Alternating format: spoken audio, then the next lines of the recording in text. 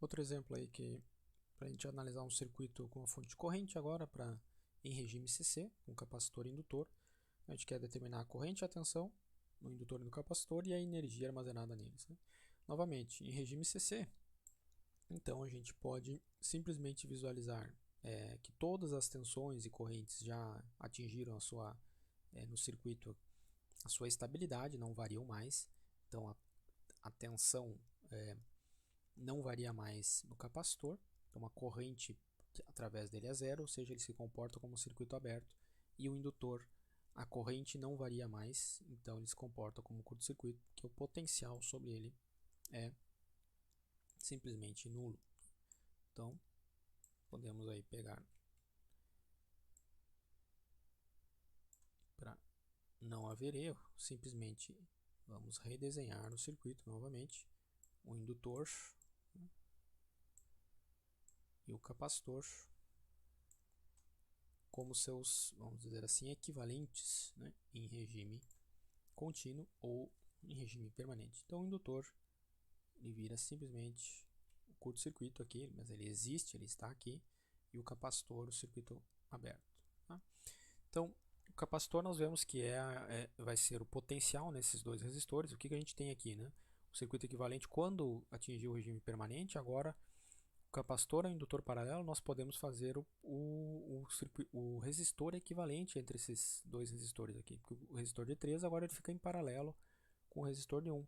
Então, nós podemos aí sim, neste caso, né, antes, quando o indutor está variando corrente, não podemos fazer o paralelo do resistor de 1 ohm com de 3 ohms, porque o indutor está aqui no meio. Eles não estão em paralelo, não estão sobre o mesmo potencial. Mas nessa condição, nós podemos fazer o resistor equivalente. Tá? Então, o resistor equivalente 3 paralelo com 1, né? A gente pegar aqui o resistor de... É uma forma de resolver, né? 3 paralelo com 1 e chamar esse aqui um resistor equivalente, ou um resistor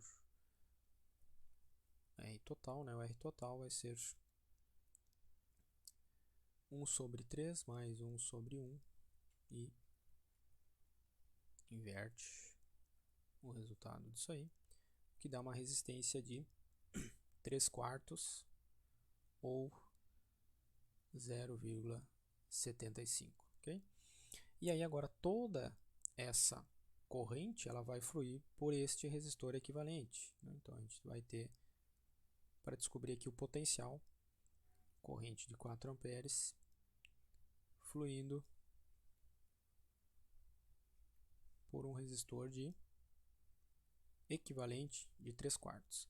Ou seja, o potencial nesse resistor equivalente aqui é igual ao potencial VC. Portanto, o VC é igual a 3 quartos, a resistência, vezes a corrente de 4 amperes. E isso dá uma tensão de 3 volts. Ok? E para determinar então qual que é a corrente que flui pelo indutor, agora nós podemos analisar, voltar aqui nesse circuito e pensar o seguinte: se VC é igual a 3 volts, certo? Significa que tem 3 volts aplicados aqui também, nesse resistor. 3 volts num resistor de 1 ohm significa que a corrente que flui por esse resistor aqui é 3 volts vezes 3 volts dividido por 1 ohm é 3 amperes, certo? E agora, ó, a corrente que flui pelo indutor, que está aqui no meio do caminho, é a mesma corrente que vai para esse resistor de 1 ohm.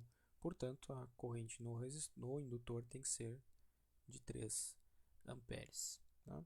E aí, a energia armazenada em ambos os elementos, basta a gente calcular no capacitor 1 meio da capacitância vezes a tensão ao quadrado. A capacitância é de 2 farad, né? Então 1 meio vezes 2 vezes 3 elevado ao quadrado, ou seja, 9 joules. E no indutor, a energia armazenada no indutor, 1 meio da indutância vezes a corrente pelo indutor ao quadrado.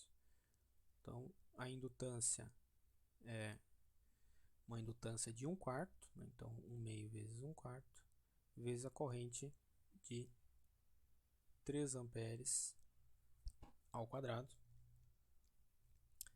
Portanto, aqui fica 9 dividido por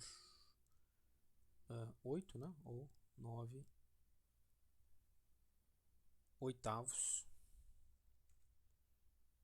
que dá aí 9 dividido por 8, 1,125 joules.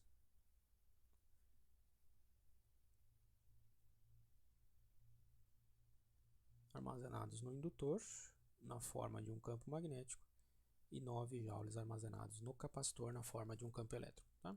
Então, esses dois exemplos aí que nós fizemos, claro, bem simples, né? Bastante simples as contas dele, mas só para exemplificar a análise em regime CC. Basicamente, a gente pode substituir o indutor e o capacitor pelo comportamento deles, né, de circuito aberto, circuito e curto-circuito, e aí a análise se resume a uma análise que a gente já fez diversas vezes aí de circuitos resistivos. E aí a gente pode empregar qualquer método para fazer essa análise de regime permanente, método das malhas, método dos nós, superposição, né, para achar, por exemplo, algum parâmetro elétrico desejado. Tá? Então aí, só como ilustrações, exemplos aí para a gente ver como fica em regime permanente CC, né? Em regime CC, o indutor e o capacitor, quando eles atingem a estabilidade, eles não têm nenhuma equação diferencial, integral aí que vai reger o comportamento. Só durante o transitório, a fase de carga deles, aqui a gente vai precisar usar aquelas expressões derivadas a partir da equação diferencial do circuito para analisar tensão e corrente nos elementos do circuito, tá? Só na fase transitória, então que a gente tem aquele comportamento exponencial. Agora, na fase de regime CC, depois na fase de regime permanente, a gente faz a análise toda apenas pelo circuito resistivo que restou.